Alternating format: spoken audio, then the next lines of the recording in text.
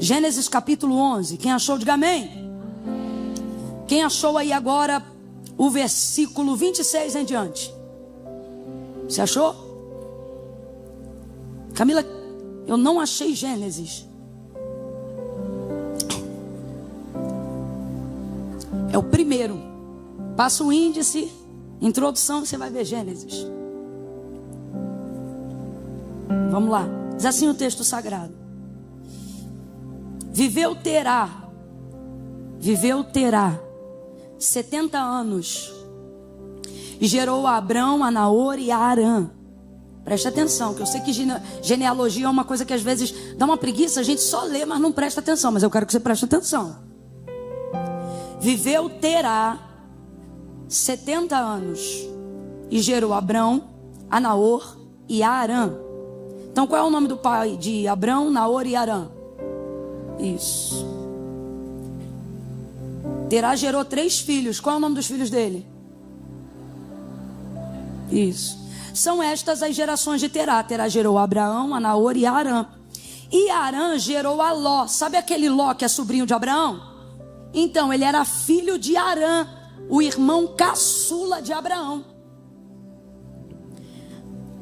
E olha que tristeza, versículo 28. Morreu Arã, ou seja, o filho caçula, o irmão caçula de Abraão, o filho de Terá. Morreu Arã, estando seu pai Terá ainda vivo. Você vê que é algo tão contraditório à natureza da vida, da cronologia humana, que a Bíblia, que a palavra de Deus faz questão de ressaltar que o problema não foi só Arã morrer, mas foi o fato dele morrer tão novo a ponto do seu pai ainda estar vivo. E isso é importante a gente ressaltar aqui, porque é o tipo de dor que quem nunca viveu só especula. Existem experiências que você só pode especular, imaginar.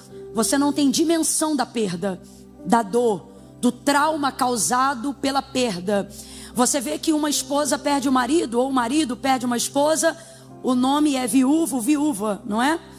Se um filho perde um pai, uma mãe, ele é chamado de órfão, de órfã. Mas qual é o nome que se dá para pais que perdem filhos? Não tem, porque isso é totalmente contrário à lógica da vida, não tem nome para isso.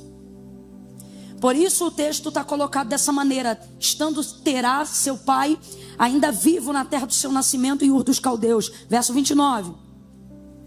Abrão e Naor tomaram mulheres para si. O nome da mulher de Abrão era Sarai, e o nome da mulher de Naor era Milca, filha de Arã, pai de Milca e de Iscá. Sarai era estéril, não tinha filhos. Tomou então Terá a Abrão seu filho, a Ló, filho de Arã, filho do seu filho, a Sarai, sua nora, mulher de seu filho Abraão, e saiu com eles da terra de Ur dos Caldeus para ir à terra de Canaã. Responda para mim então, se você está acompanhando a leitura comigo. O texto diz que Terá saiu com a família inteira da terra de Ur dos Caldeus para ir à terra de Canaã. Então aonde o pai de Abraão queria chegar? Canaã. Ele é um homem de visão. Mas quando chegaram em Arã, ou quando chegaram a Arã, está escrito aí na sua Bíblia também? Quando chegaram a Arã, aí esse Arã aqui, você está vendo, mas quando chegaram a Arã, esse Arã aqui é pessoa ou é lugar? Lugar. Agora, olha que coincidência que não é coincidência, porque seria coincidência demais para ser coincidência. O lugar que o pai de Abraão, seguindo o destino a Canaã, vai parar e não vai conseguir chegar em Canaã, chama-se justamente o nome do filho que ele sepultou. Qual é o nome do lugar? Qual é o nome do filho que morreu? E o nome do lugar? Agora vamos lá, você leu comigo. O destino era qual? Aonde o pai de Abraão queria chegar? Para onde ele queria levar a família dele? E ele está indo para lá. Só que quando ele chega num lugar chamado, o texto vai dizer assim, mas quando chegaram em Arã, habitaram ali. E foram os dias de Terá, 205 anos. E morreu Terá em Arã. Capítulo 12. Ora, o Senhor disse a Abrão: sai da tua terra, da tua parentela e da casa de teu pai, para a terra que eu te mostrarei. Deus falou qual era a terra? Deus falou qual era a terra? Não falou. Vamos ver qual era a terra? Versículo 5 do capítulo 12. Abrão levou consigo a Sarai, sua mulher, e a Ló, filho de seu irmão, e todos os bens que haviam adquirido, e as almas que lhes haviam sido acrescentadas em Harã, e saíram para a terra de... E lá chegaram. Aonde o pai de Abraão queria chegar, ele não chegou, mas Abraão chegou. Eu estou ali sentada e Deus está falando comigo, gerações. E eu dizia, Senhor, confirma a tua palavra, confirma a tua palavra. E então vi que o ministério de louvor na última canção iniciou a última canção cantando a estrofe. Os que já morreram, os que hão de vir. Muitas gerações rendidas em louvor. E olhando para esse texto, Deus falou para mim, anuncie uma palavra. E a palavra que Deus colocou na minha boca esta noite é, diga ao meu povo que eles vão chegar. Eu vou contar de 1 a 3. Você vai liberar essa palavra e aí depois você vai sentar. Mas você não vai sentar enquanto não liberar essa palavra. Eu vou contar de 1 a 3. Espera, quando eu disser 3, você vai olhar no olho dessa pessoa que está do seu lado. Camila, mas eu não conheço essa pessoa. Faz ela entender que ela não veio para uma noite de entretenimento gospel. Deixa ela perceber que ela sentou-se ao lado de um profeta do eterno, de uma profetisa. Que essa noite é noite de resposta para muitas questões que você vem perguntando na tua vida. Aonde eu vou chegar? Qual é o meu propósito? Será que eu já vivi tudo que eu tinha para viver? Será que... Ei, Deus me trouxe hoje aqui para dizer, você vai chegar. Você vai chegar. Vai chegar em destinos que foram traçados, mas que não puderam ser concluídos. Mas o Senhor vai te fazer chegar. Tu vai honrar os que vieram antes de você e vai levantar a régua para aqueles que virão depois de você. Eu vou contar de 1 a 3 e no 3 você vai gritar para esse irmão, você vai chegar lá. É 1, prepara. 2, vira em direção a ele. 3, diga, você vai chegar. Você vai chegar. Vai chegar onde seus pais não chegaram. Vai chegar em lugares que vão abrir portas para que seus filhos cheguem além de onde você foi. Deus está repreendendo espírito de fracasso e de desistência. Eu vou dizer de novo, você vai chegar. Senta dando glória a Deus aí. Oh, glória! Aleluia! Aleluia! Glória!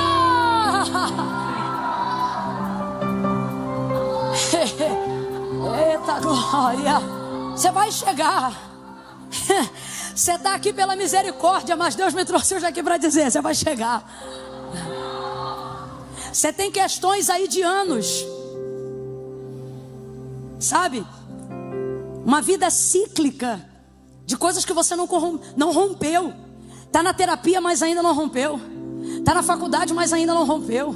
Terminou o ensino fundamental, mas ainda não rompeu. Você pensava que ia viver depois da aposentadoria, porque tudo você jogava para depois da aposentadoria. Depois que eu me aposentar eu vou viajar, depois que eu me aposentar eu vou construir, depois que eu me aposentar eu vou, e não rompeu.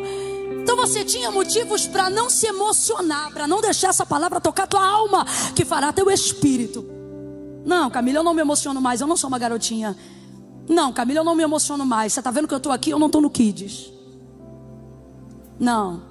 Só que Deus me trouxe aqui e eu estou... Rapaz, eu estou crente hoje, porque se tem alguém aqui que está pregando hoje para si mesma, sou eu também. Sabe quando Deus te usa para os outros, mas Deus está falando contigo? Ixi, está acontecendo muito hoje. E Deus está falando comigo e eu não estou só pregando uma palavra, eu estou pregando uma convicção espiritual. Está aqui. Eu não poderia produzir isso de mim mesma, porque eu estou num momento talvez semelhante ao seu, em questões cíclicas, coisas que não rompem. E eu seria o tipo de pessoa que, se hoje estivesse nesse culto e alguém pegasse o microfone para dizer, Deus vai dar vitória, eu ia dizer, amém, Senhor, abençoa meu irmão, eu vim aqui para te adorar, já me sentindo a própria Jó. Tipo, não importa, eu não vim aqui porque eu tenho, não vim aqui porque eu quero ter, vim aqui para te adorar. Mas há uma convicção no meu espírito. E o que o Senhor está dizendo é, você vai chegar. Camila, eu não tenho força. Camila, eu não tenho capacidade. Camila, eu tenho me sentido incompetente. Camila, eu tenho me sentido inapta ao propósito propósito, à vocação, ao destino, ao caminho que eu preciso fazer até lá. Camila, eu não vejo em mim disposição física. Camila, eu não vejo em mim disposição espiritual. Camila, eu não vejo em mim motivação intelectual. Aí Jesus está dizendo para mim e para você essa noite, através da vida geracional de Abraão. Engraçado, porque Terá, pai de Abraão, tinha isso tudo. Ele não tinha Deus, ele não servia a Deus. Ele era uma casa de muitos ídolos, a terra de Ur dos caldeus. E a vida do pai de Abraão não era uma vida que retratava a fé do pai Abraão, que futuramente iria conhecer o Deus Jeová. Não, era uma casa de muitos ídolos. Mas ele, diferente de Abraão, não tinha luto, não tinha trauma, não tinha uma história de incompetência ou de inabilidade. Você vai ver que Abraão já era rico herdeiro muito antes de conhecer a Deus, por causa da inteligência, da habilidade e da prosperidade do seu pai. Segunda característica hiper interessante sobre Terá é que Abraão ouve a voz de Deus, mas Terá não. Terá não tem ninguém falando com ele não. Ele vai ter uma atitude inteligente. Vamos lá. Ele vai ter uma atitude o quê?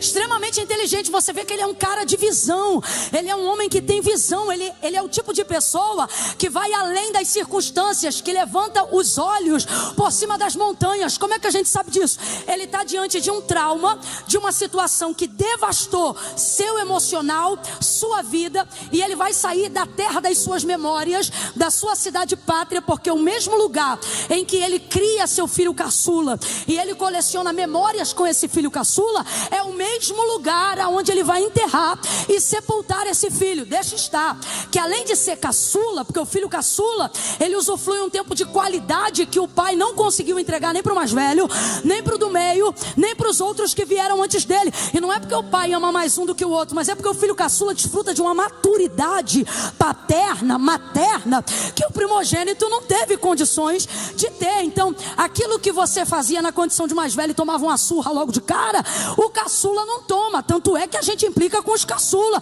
dizendo: mãe, se fosse na minha época tu já tinha virado a mão na minha cara. Mãe, na minha época tu não... Mas não é que o pai ama mais ou menos. A condição emocional, a maturidade materna, paterna é totalmente diferente. Por que você está dizendo isso, Camila? Porque qual é a condição de Terá? Além de ter um relacionamento maravilhoso com o filho caçula, por causa de toda essa questão, que não precisa ser um mega psicanalista, mas é fácil, é raso da gente entender, colocando experiência da nossa própria vida. A gente vai ver o quê? Vai ver que este filho ainda é o primeiro que lhe dá neto.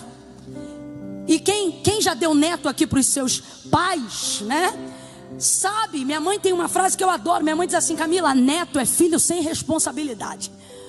Ela diz assim: neto é filho com açúcar. É um amor que eu tenho que orar, Camila, sabe? Quando a Rebeca, quando a Laura, minhas sobrinhas nasceram, eu me lembro que era um amor que eu, como tia, já doía no meu peito. Mas a minha mãe, certa feita, eu vi minha mãe orando. Falei: mãe, tá orando o que? Ela diz: eu tô fazendo uma campanha que é para Deus dosar esse amor aqui, porque tá virando uma idolatria com essas crianças. Eu fico com falta de ar, de tanto amor. Aí veja, já não o bastante na relação com o filho caçula, esse filho caçula chamado Arã ainda é o filho e o primeiro filho que vai dar filhos, ou seja, netos ao seu pai Terá. Então pensa, eita, ele é amado. Ele foi o primeiro a honrar de maneira geracional o fruto e a semente do seu pai. Então pensa. E aí então o texto não diz como, mas obviamente de maneira trágica, porque o texto diz que o pai Terá ainda estava vivo. Arã morre. Agora, veja como ele é inteligente.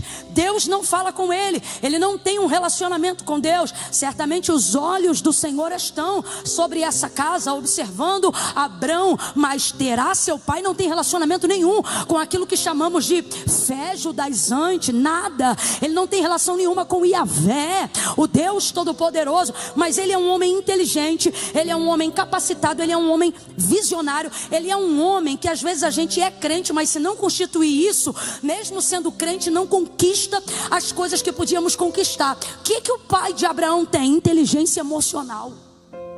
Ele tem inteligência emocional. Quando ele percebe que o lugar consagrado às melhores memórias com a sua família foi maculado pelo luto, foi usurpada a sua esperança e a sua alegria pela dor da perda precoce desse filho tão amado, ele não vai desistir da vida, ele vai mudar o lugar da sua geografia, porque ele entendia. Isso aqui é uma outra característica que eu não posso fingir que ao ler o texto eu não vejo em Terá. Qual? Humildade para entender que você não vence tudo toda hora. Ele entendeu que não conseguiria combater a dor do luto naquele lugar. Ele entendeu que não ia triunfar sobre a dor naquele lugar. Então veja, ele não está se desvencilhando do filho, ele está se desvencilhando da geografia da sua dor. Inteligência emocional: eu vou sair daqui, eu vou sair desse lugar onde as memórias afetam as minhas ações. Eu vou sair daqui onde a saudade paralisa minhas decisões e os resultados da vida que eu tenho que continuar vivendo. E por que ele tem motivação para continuar vivendo? Porque o filho foi embora e deixou um neto. E você sabe que quando um filho vai embora e um neto próximo, criado junto aos seus pais, quem é que vai cuidar do neto como se fosse filho? O avô. Então tira-se força da onde não tem. E ele sabe que precisa dar continuidade ao crescimento dessa família. Sua inteligência emocional diz para ele: aqui não vai dar. Eu acho isso lindo. Eu não vou falar só sobre Terá, mas eu preciso que você entenda que o que Deus está para fazer não tem a ver com aquilo que ele já fez, mas por causa do que já aconteceu. Em todo o processo da sua vida você vai ver Deus agir de maneira inédita. Inédita. Mas você está hoje aqui como Abraão e não como Terá. Olha para o teu irmão e diga assim para ele: você é Abraão. Não importa se é homem ou se é mulher, eu estou falando de motivação. Diga para essa pessoa: você é Abraão. Diga: você não é Terá, você é Abraão. Agora, por que eu estou falando isso? Para você entender que Terá aparentemente tinha tudo o que aparentemente Abraão não tinha. Porque se Terá tinha o luto do filho, e um já foi o suficiente para ficar tão mexido emocionalmente, Abraão tinha o luto do irmão e do pai. E o filho, que na verdade era seu sobrinho, e que seu irmão não pôde cuidar, quem cuidou foi o seu pai. Então ele carrega também o luto sobre a dor da paternidade desse sobrinho, porque o pai morre e ele também tem que cuidar desse sobrinho. Então todo o trauma que Terá teve foi potencializado em Abraão. Toda a dor que Terá viveu foi potencializada em Abraão. Tudo aquilo que não é resolvido numa geração antes de você te encontra na tua geração. É por isso que você não entende. Você que é mãe, você que é pai, vença os demônios da tua geração e não deixe os teus filhos encontrarem com os demônios. Deixa eles encontrarem com os anjos de Deus subindo e descendo na terra, que eles descansarem. Aquilo que você não luta para romper hoje, você morre, os demônios não. Você morre, os traumas não. Você morre, as dores não. Então tudo que Terá teve de desafio, Abraão teve em dobro. Então eu posso entender que ele se sentia muito mais fragilizado e muito menos competente a realizar cruzadas para ganhar terras e conquistar destinos e abençoar a sua família. Agora, é isso que eu queria que você entendesse. Terá inteligência emocional, humildade. Ele tinha uma humildade que às vezes a gente não vê em crente. Não, eu vou ficar. Não, eu vou confrontar. E você fica flertando com a geografia da tua dor. Fica olhando álbum de foto que só rouba a tua energia, igual o ralo. Ralo emocional da vida de muito cristão está aberto. Tem promessa, tem palavra, tem unção, mas a vida não rompe. Não é porque não tem vida espiritual em dia, mas é porque não tem inteligência emocional em ordem. Você está sempre ladeado por toda a geografia da sua dor, visitando os mesmos lugares, conversando com os mesmos ambientes, trazendo sempre as mesmas desgraças de assuntos que não promovem edificação, restauração, cura nem bálsamo. A casa dos seus amigos não parece casa de amigos, parece um leprosário, o lugar de encontro onde um lambe a ferida do outro. Não rompe por isso. Mas esse cara não tem Deus, mas tem inteligência emocional. Esse cara não tem Deus, mas tem competência. Esse cara não tem Deus, mas tem um destino. E pelo visto o destino dele é tão bom, tão bom, tão bom, que quando Deus levanta o filho, Deus bota o filho no mesmo destino. Então esse homem, ele tem uma percepção. Agora, vamos à parte que realmente interessa. Apesar de toda a competência, apesar de toda a visão, apesar de toda a habilidade, apesar de toda direção, responda aí com exatidão. Terá chegou? Chegou, gente? Não chegou. O outro tem o dobro de carga, porque um enterrou um, o outro enterrou dois. Um foi frustrado uma vez, o outro foi frustrado 2. Isso aqui é bom até para você entender. Por que Deus, quando se revela a Abraão, não diz assim para Abraão: Abraão, sai da tua terra, da casa de teu pai, do meio da tua parentela, e vai para Canaã. Para você entender. Você imagina o lugar que eu saí da minha casa para ir para uma terra que meu pai chamava de Canaã. No meio do caminho meu pai para em Harã e eu moro nela até hoje. E eu tive que sepultar o meu pai na terra que levava o nome do meu irmão. É aqui que eu vivo, é aqui que eu moro. Agora me aparece um Deus dizendo: sai daí que eu vou te levar em Canaã. Vamos falar a verdade? Qual era a primeira coisa que ele ia raciocinar? O próximo a morrer ou sou eu, ou é Sara, ou é Ló. Porque no caminho desse destino foi ali que eu sepultei pessoas. No caminho desse destino foi ali que eu perdi a esperança. No caminho desse destino foi ali que a dor me visitou. Então, quantas vezes estamos aprisionados na comodidade do medo, na geografia da nossa dor? Mesmo salário, mesmo critério, mesma vidinha, mesmo tudo igual. Não porque não tem potencial, mas porque o trauma não deixa você romper. Aí vem Deus e te sacode dizendo assim: eu vou fazer uma coisa nova. Eu estou te chamando para a única maneira de Deus motivar você a sair daí, é Ele te contando parcialmente a obra que Ele tem com você. Porque se Ele te contasse tudo, tu não saía do lugar. Se Ele contasse que tu seria perseguido, tu não aceitaria ministério. Se Ele tivesse te contado que você ia viver não só luto de gente, família, mas lutos emocionais, traumas e traições, você jamais estaria no meio do caminho que você tem caminhado. Mas como é que Deus faz com a gente? Deus fala com a gente do destino e do triunfo, mas não fala do caminho enquanto a gente não continuar a caminhar. Ou melhor, não fala do destino enquanto a gente não estiver no caminho. Você já percebeu? Deus quando levanta os profetas para Israel e para as suas peregrinações, é igualzinho com a gente. Deus nunca começa dizendo assim: ó, vou fazer olha, você vai passar tal e... Não, a gente fica emocionado na hora da profecia. Se liga nessa daqui, ó. Se eu não me engano, Jeremias, né? Eu irei adiante de ti,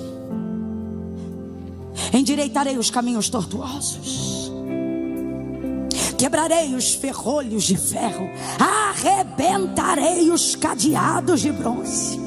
Ei, eu vou abrir um caminho no deserto, eu vou preparar caminho, eu vou abrir rios em regiões ressequidas. São só palavras de vitória. A gente fica tão emocionado quando Deus está falando de um destino que a gente ainda não sabe onde é, que a gente só fica alegre, pula e dá glória. Mas se a gente parar para raciocinar um minutinho, sabe o que a gente vai lembrar?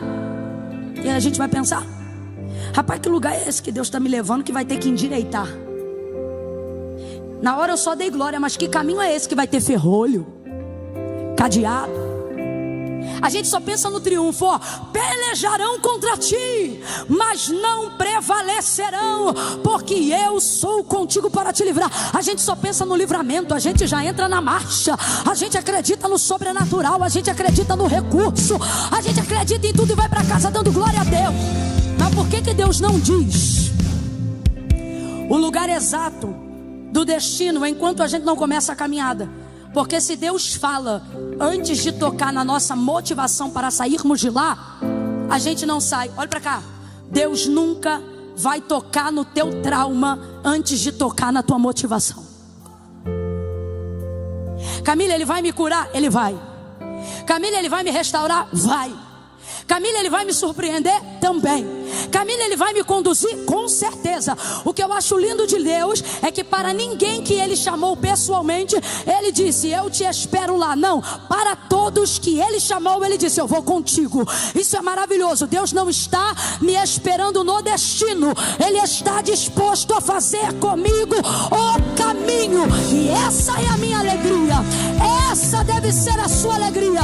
Mas não há motivação para sair da depressão, para sair da procrastinação, para sair da síndrome do pensamento acelerado, para sair de um emprego que mais parece um Egito do que uma forma de ganhar a vida. Não há motivação,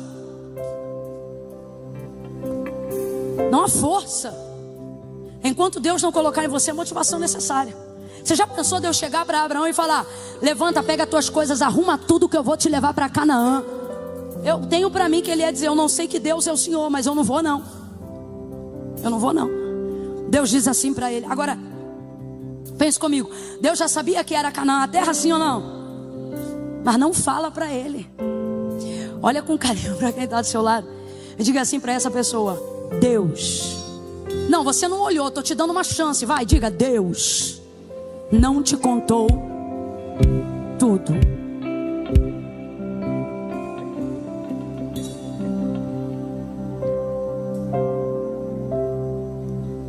Camila, quando é que ele vai me contar o restante? Só depois que você estiver longe o suficiente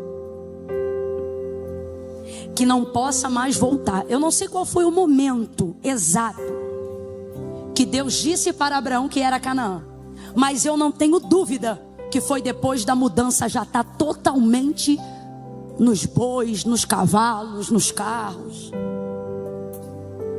Porque depois que você embrulha tudo, você vai.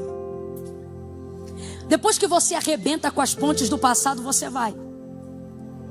Uma das formas de Deus tirar da gente o medo que nos paralisa é tirando da gente tudo que a gente tem medo de perder. Por isso, se eu fosse você, eu tomava uma decisão hoje, das duas uma. Ou você perde o medo de perder, ou você perde o que você tem medo de perder, porque senão Deus vai tirar de você para você não ter mais medo. Porque as pessoas mais livres e com maior capacidade de passada para peregrinar e chegar aos destinos que glorificam o nome de Deus, são as pessoas que não têm conexão com o que ficou para trás. Elas estão totalmente comprometidas com o que Deus está apresentando lá na frente. Lá na frente. Terá tem o que aparentemente Abraão não tem, e a pressão que Terá sente em um nível, Abraão vai sentir em 2. Só que eu preciso falar e você já sabe. A verdade é que o pai tinha uma coisa que o filho não tem. Só que o filho tem uma coisa que não importa quanto o pai tivesse. Entenda, o pai pode ter tudo.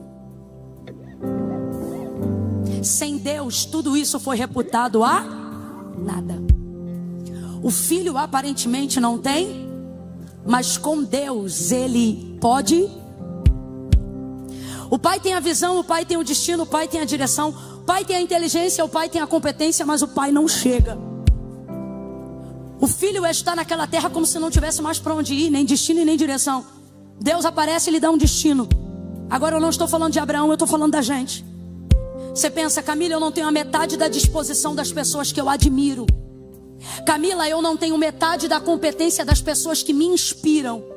Camila, quanto mais eu vejo as minhas referências na rede social, mais eu admiro elas e mais eu me envergonho de mim. Quanto mais longe eu vejo que elas vão, mais aumenta meu sentimento de inferioridade e de comparação, por perceber que eu não cheguei nem na metade do caminho que elas estão fazendo, e isso está minando a minha energia. Só que Deus me trouxe aqui nessa noite para te dizer: o que elas têm de diferença de você não é o recurso, não é o dinheiro, porque dependendo do nível de ofensa e de ferida emocional, a gente coloca o mérito do outro em descrédito, dizendo: ah, mas também o pai é rico, ah, mas também a mãe é herdeira, ah, mas também ele teve oportunidade de faculdade, ah, mas também ela não teve filho antes do casamento, ah, mas também, porque o nível da dor é tão grande que é mais fácil descredibilizar o sucesso do outro para justificar a falta de sucesso que eu tenho. É mais ou menos o que o Caim, irmão do Abel, fez com ele. Ao invés de trazer uma oferta melhor e ele melhorar a qualidade da oferta dele, para Deus receber a oferta dele, não, eu vou matar meu irmão, assim eu não tenho mais comparação, eu não preciso melhorar a qualidade da minha oferta. Não é o que eu estou pregando hoje, mas Deus está mandando eu abrir esse parênteses aqui.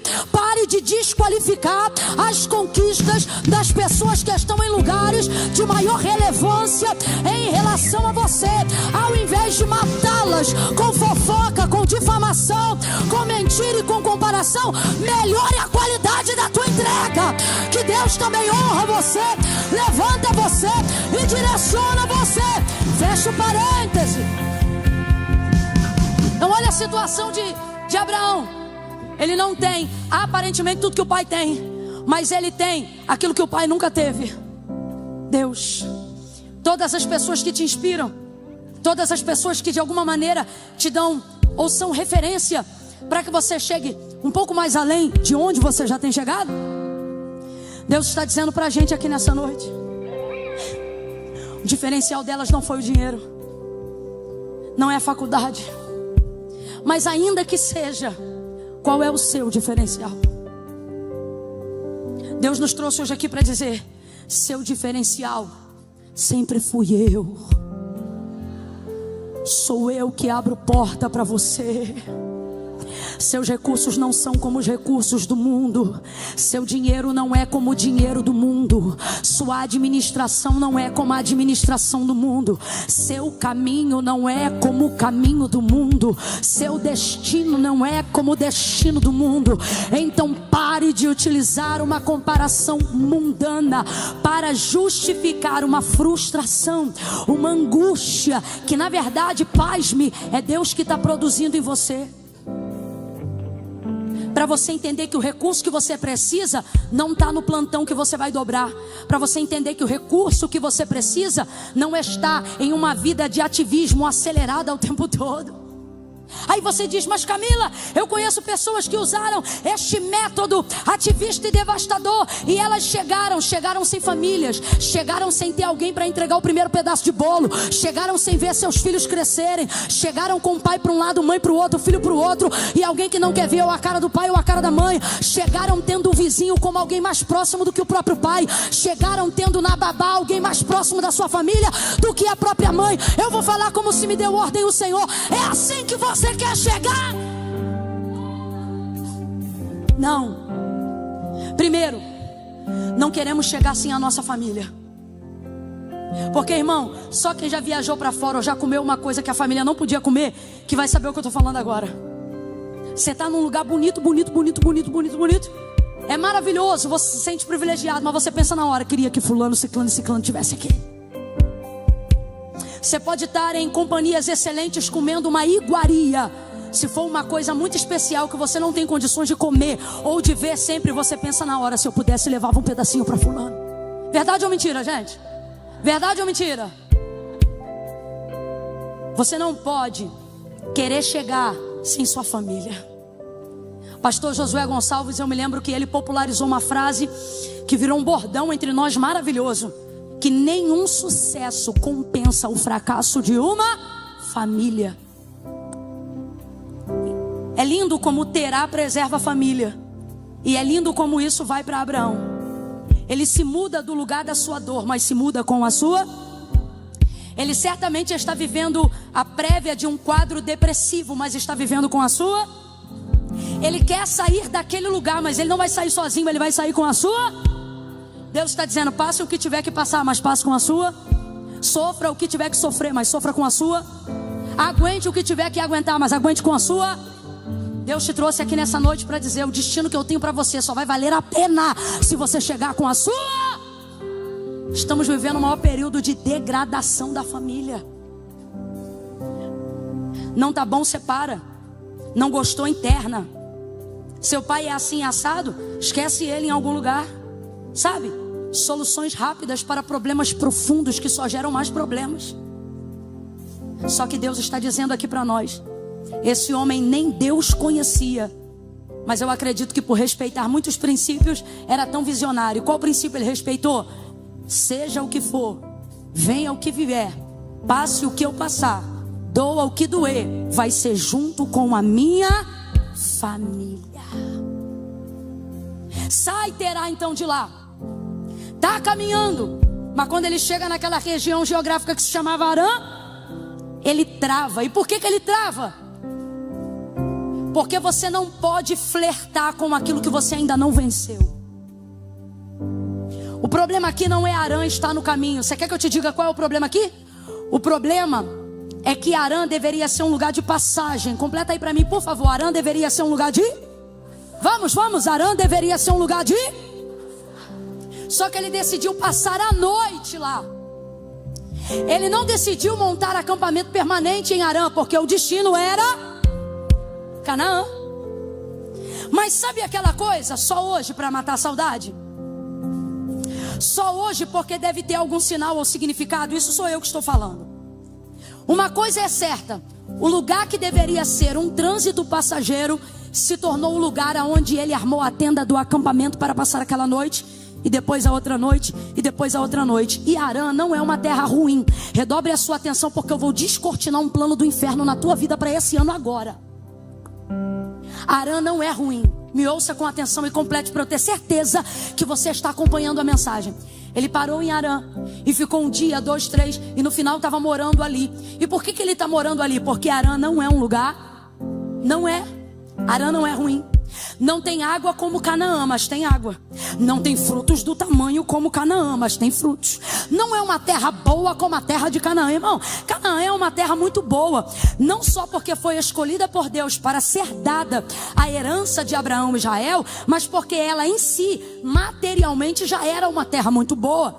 Então veja, Arã também tem frutos, mas não como de Canaã. Canaã é tão bom que é utilizado como tipologia de terra da nossa chegada. Utilizamos ou Canaã ou Jerusalém para falar do céu, para falar de lugar de vitória completa. Foi o lugar que Deus introduziu o seu povo depois de 400 anos de silêncio, de escravidão, para que esse povo recebesse a recompensa geracional de tudo aquilo que havia sido depositado na vida desse homem. Então veja, Canaã é incomparável, mas eu preciso te dizer, Arã não é ruim.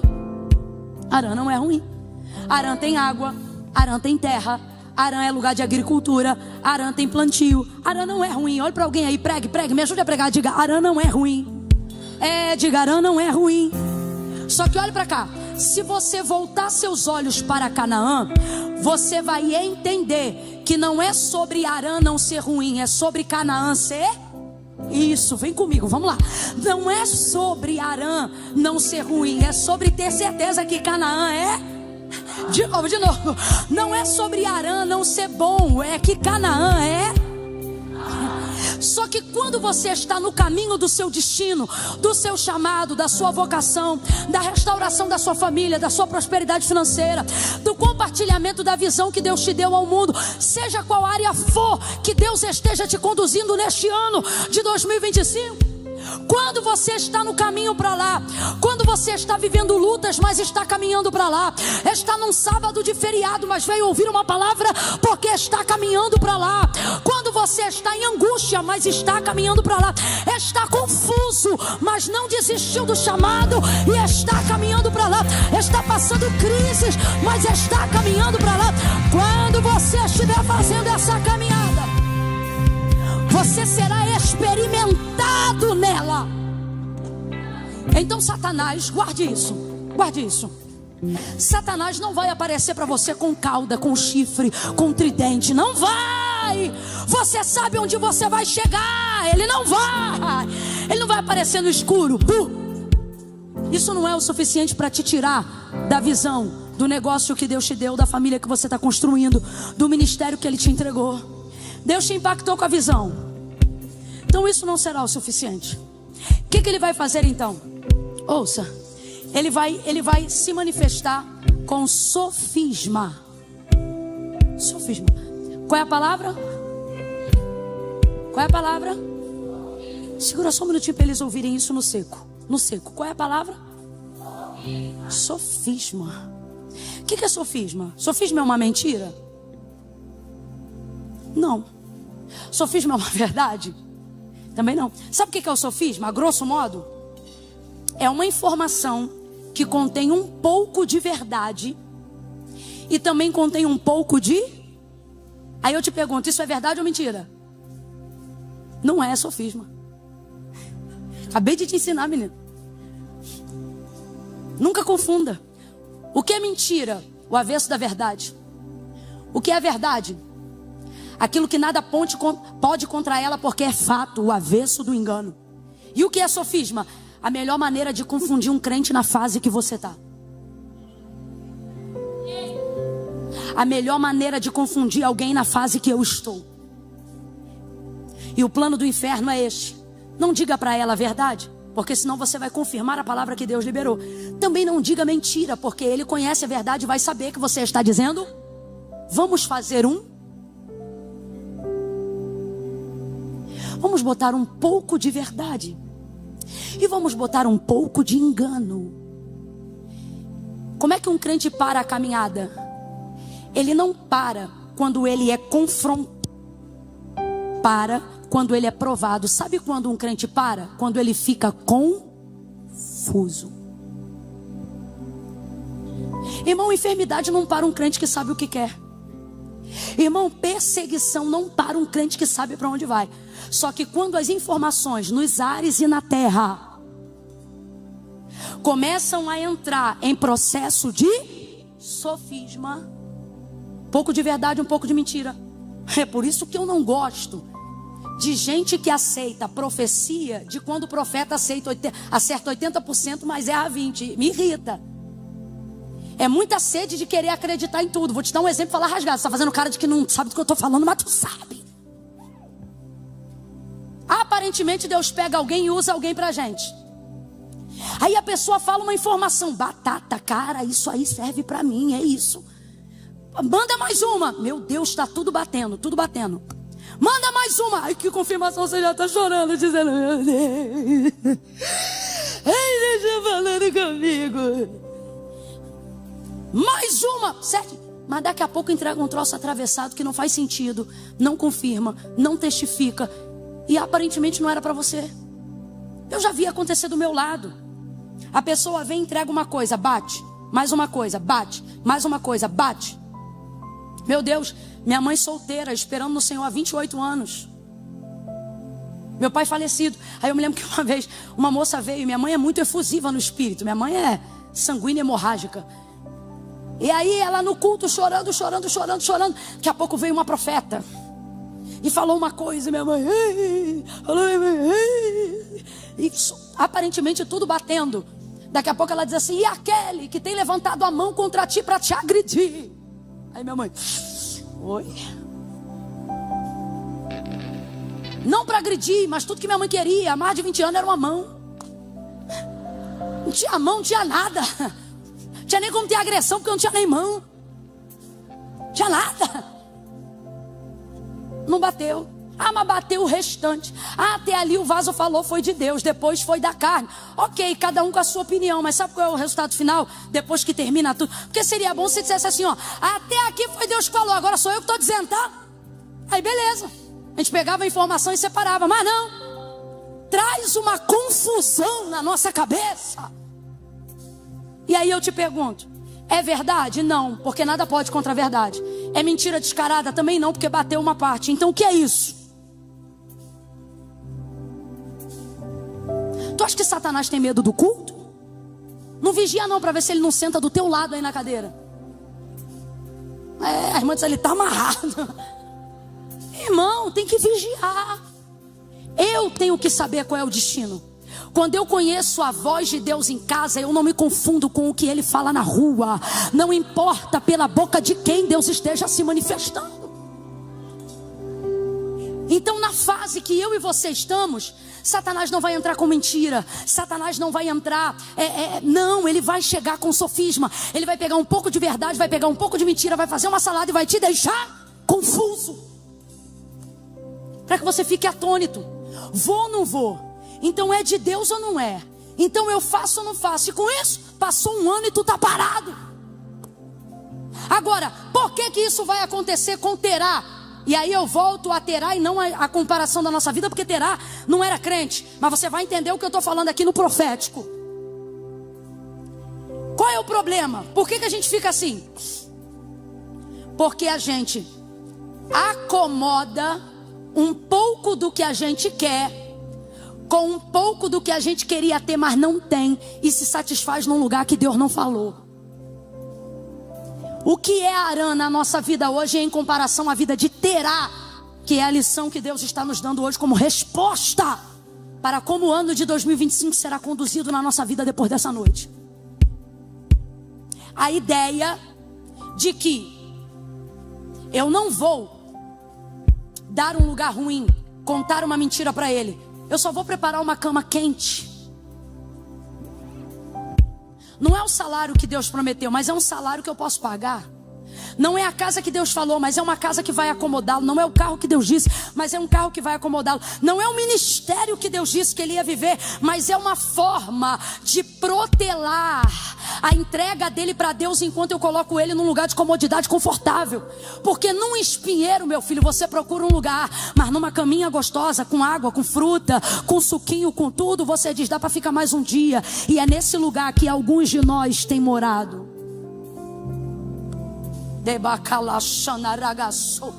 Redobre a atenção, o Espírito Santo de Deus está aqui. Ele está dizendo com carinho para nós. Foi-se o tempo que Satanás se apresentava, colocando você em ardente tribulação por permissão de Deus, para que isso fosse utilizado como ferramenta para você sair do lugar de comodidade. Foi-se o tempo. Hoje ele não coloca prova, tribulação, angústia e agonia nesse ponto, não. Ele te coloca num lugar confortável, porque ele descobriu que a comodidade, ela é mais nociva para atingir o propósito de Deus do que a dor. Quando você está em angústia, você vem logo para o altar. Tu nem é de consagração, mas quando a luta aperta, tu ora de manhã. Tu nem é de campanha, mas quando todas as portas se fecham e não tem ajuda de lugar nenhum, na hora você lembra de entregar para Deus um jejum, um voto. Porque a dor e o sofrimento sempre foram escola e mola propulsora para Deus nos projetar. Satanás, percebendo isso, o que ele fez? Deus, não precisa abençoar não, deixa que eu dou. Eu vou dar tudo que se parece com aquilo que tu disse que ia dar para ela. E ela vai estar tão cansada, ele vai estar tão cansado, que ele não vai ter força para ir para um lugar melhor, porque ele vai estar acomodado nesse lugar que é o suficiente. E quando você vê, os anos da sua vida se passaram, e você foi o quê? Você foi uma promessa. Você foi o quê? Você foi um quase. Deus nos livre dessa desgraça. Qual, Camila? De ser um quase. Me ajude a pregar, eu já estou encerrando. Olhe para alguém e diga assim para essa pessoa: Deus nos livre. Pregue para ti mesmo, diga assim: Deus me livre. Olha para alguém aí, gente, e diga: Deus te livre de ser um quase. Irmão, você sabe o que é um quase? A ideia de alguém que podia ter sido e não foi. A ideia de alguém que podia ter chegado e não chegou. A ideia de alguém que poderia ter vivido e não viveu. Ah, fulano quase fez a prova, mas não fez. Quase passou, mas não passou. Quase despontou, mas não despontou. Quase enriqueceu, mas não enriqueceu. Quase pregou, mas não pregou. Quase cantou, mas não cantou. Quase profetizou, mas não profetizou. Fulano foi quase batizado com o Espírito Santo, mas não foi. Fulano quase casou, mas não casou. Quase teve, irmão, o quase é nada. Imagina você na porta do céu. Imagina, Jesus voltou agora. Você está diante da porta do céu. Jesus está na porta. Imagina Jesus olhando para você e você dizendo assim: Senhor, eu fui crente, eu tomei o cálice, o pão, eu era do meio da membresia da igreja, mas cheio de coisa ruim no coração, cheio de erva daninha. Mas você se batizou, me batizei. Estava na comunhão da igreja? Estava. Imagina você viver uma vida que você acreditou que foi de renúncia, mas por não tê-la feito com integridade completamente, você sofreu uma parte, mas não sofreu tudo. E aí você chega diante de Jesus e Jesus diz assim para você, ó: então, rapaz, você quase conseguiu.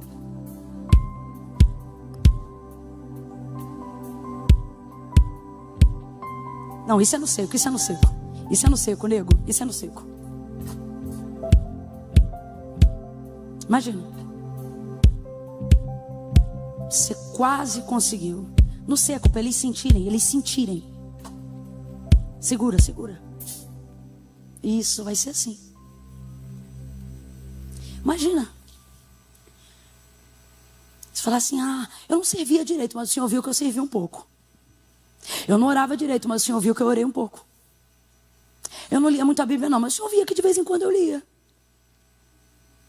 Eu não consagrava não, mas o senhor via que de vez em quando eu consagrava. Eu ia em tudo que é culto, eu só não entregava a vida lá na frente, mas o senhor via que eu sempre gostei do senhor. O senhor sempre estava aqui, ó. Meu coração.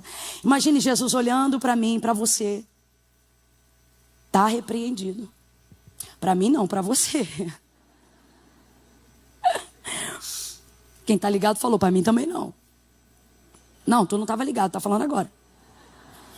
Imagina ele olhando para você e dizendo: meu filho, você quase venceu.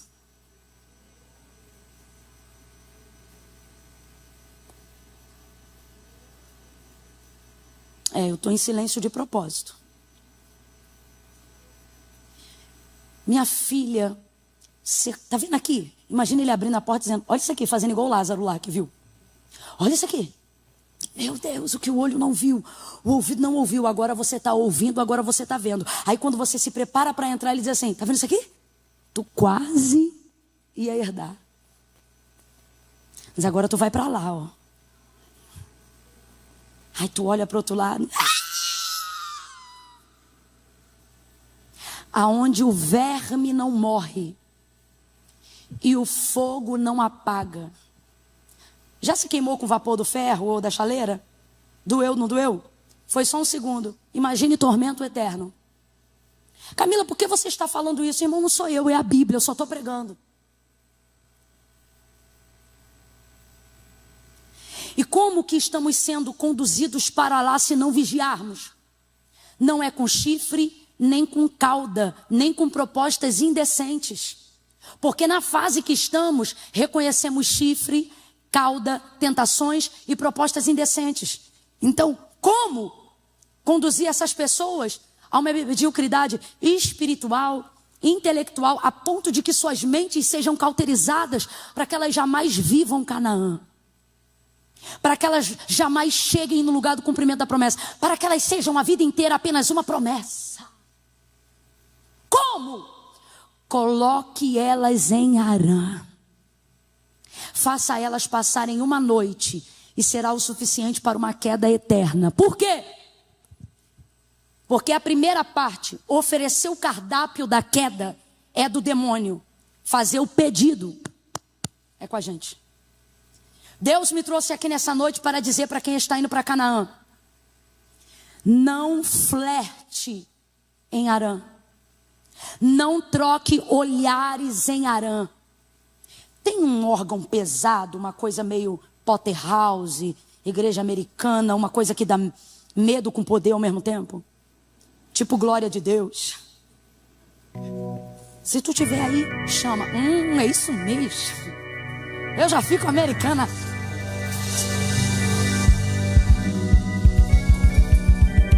Ei! Levante a mão direita o mais alto que você puder. Não tenha medo, tenha decisão. Não tenha medo, tenha poder de escolha. Levante a mão. Coloque a esquerda na mesma altura da direita, vai. Quando eu disser 3, você vai abrir os braços em volta do vizinho. Quando eu disser 3, você vai pesar a mão no ombro dele, sem preguiça. Não faça quase, faça direito. Quando eu disser 3, você vai abrir os braços em volta do ombro dele ou dela.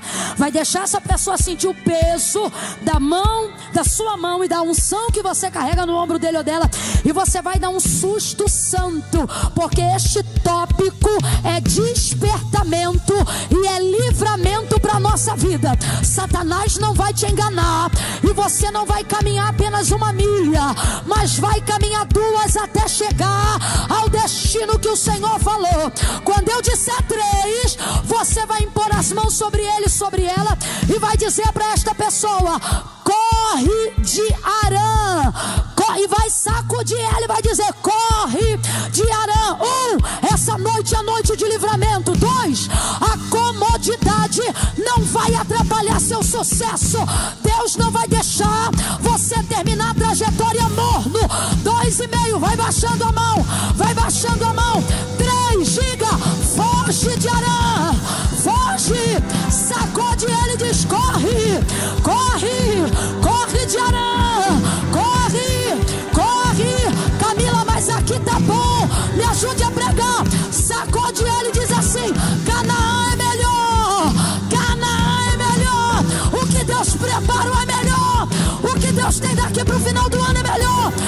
viver melhor, dá para cantar melhor, dá para pregar melhor, dá para viver melhor, dá para ter um casamento melhor, dá para ter mais unção, dá para ter mais poder, dá para ter mais avivamento, dá para ter mais milha, dá para ir mais longe, dá para ir mais longe, dá para ir mais longe, dá para chegar mais perto. Rapaz, saia de Arã hoje mesmo. Moça, corra de Arã hoje mesmo.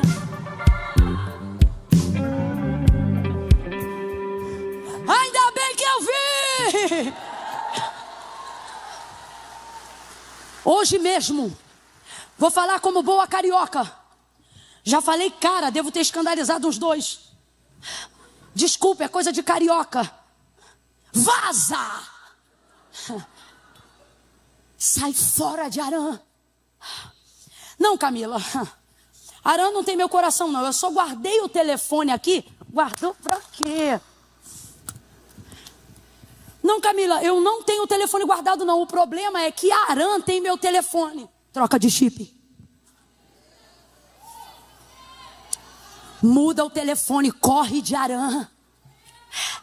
Você está pensando que Arã é o lugar que você vai viver sua vida. Só que Satanás está olhando para Arã e ele, quando olha para você, não vê você. Sabe o que ele vê? Uma lápide no seu lugar. Uma sepultura com o seu nome. Olha lá, ó, tem promessa. Olha lá, ó, vai chegar. Tem potencial para chegar em Canaã. Mas olha lá, ó, vai ser sepultado, hein? Porque flertou com o lugar que carregava o nome do qual queria fugir. Eu não estou dizendo que Terá devia fugir do filho. Claro que não. Mas ele estava num caminho de fuga de uma dor que lhe paralisava. Então, se ele está passando num lugar que carrega o nome daquilo que tem o poder de paralisá-lo, o que ele tem que fazer, gente? Vai-se embora daí. Descansa no próxima cidade. Mas não. Passou em Arã e lá ficou. E lá foi sepultado. E todo mundo foi obrigado a viver ali. Porque a geração seguinte, seus filhos, vão morar onde você construir casa. Então veja bem se você está morando onde você quer que a sua descendência conquiste a terra. Não era o lugar de destino final. Primeiro porque não era onde seu pai queria ficar. Ficou ali por força de uma dor que não soube resolver, por causa de não conhecer um Deus que tinha poder para superar aquilo por ele e com ele. Mas o seu pai Abraão, seu filho Abraão, a geração seguinte, vai ouvir a voz de Deus. Oh, eu estou sentindo a presença de Deus. Meu filho, bota a guitarra para gemer também, que Deus é contigo também. Deus não é só com eles não, Deus também é contigo. Oh, essa geração vai ouvir a voz de Deus. Oh, você vai ouvir a voz de Deus. Ano de 2025 não é o ano da tua sepultura, é o ano de você ouvir a voz de Deus com clareza. Você vai ouvir a voz de Deus e a paralisia vai sair do teu caminho.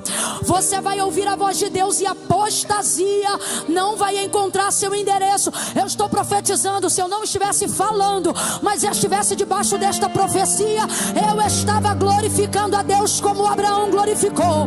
Porque o texto diz que ele era fortalecido na fé, dando glória a Deus. Então eu vou falar de novo e te dar uma chance de ser fortalecido. Esta geração vai ouvir a voz de Deus com clareza. Esta geração será direcionada por Deus. Esta geração não ficará paralisada.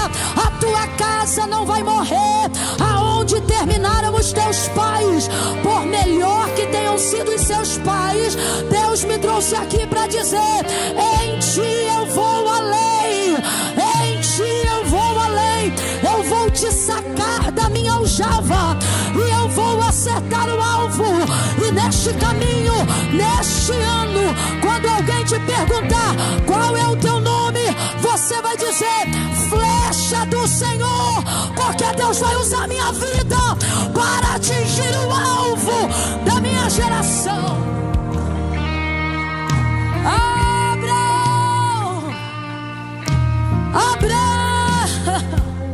Abraão, sai casa de teu pai. Sabe quando você sai emocionalmente da casa dos seus pais? Quando você rompe o cordão umbilical emocional. Olhe para mim. Teu sobrenome diz de onde você veio. Teu sangue diz de onde você veio. Teu DNA diz de onde você veio. Então quando Deus diz, sai da casa do teu pai e da tua parentela, não é para dizer esquece de onde você veio. É para dizer, ei, de onde você veio não te impedirá de chegar aonde eu quero que você chegue. Sai da geografia da dor. Sai da geografia do luto. Sai da comodidade e vai para uma terra. Vai adorando, pode adorar. Vai para uma terra que eu vou te mostrar.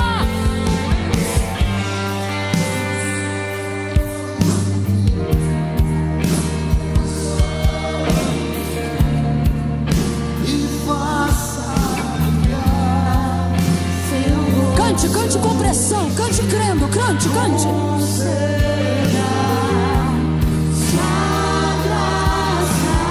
Cante e profetize sobre a sua casa. Traga o nome dos teus filhos na tua mente. Traga o nome do teu marido, da tua esposa na tua mente.